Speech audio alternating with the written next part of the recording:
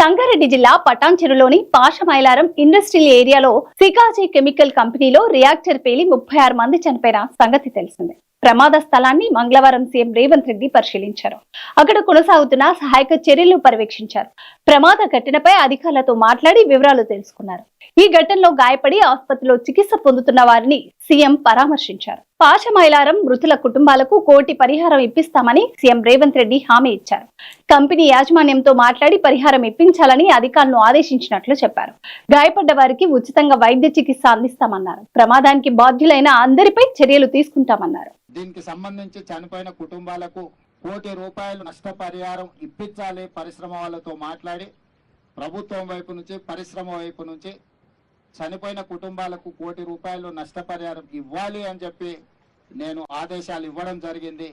ఆదేశాల ప్రకారం మా మంత్రులు పరిశ్రమ యజమానులతో మాట్లాడి ప్రభుత్వం వైపు నుంచి సహకారం తీసుకొని వాళ్ళకి నష్టపరిహారం అందించడం జరుగుతుంది. వాళ్ళకి కావాల్సింది 1 కోటి రూపాయలు. శాతంతో నేను పని మిత్రమా, చనిపోయిన కుటుంబాలకు 1 కోటి రూపాయలు కావాలి. 1 కోటి రూపాయలు వాళ్ళకు వస్తాయి. ధన్యవాదాలు.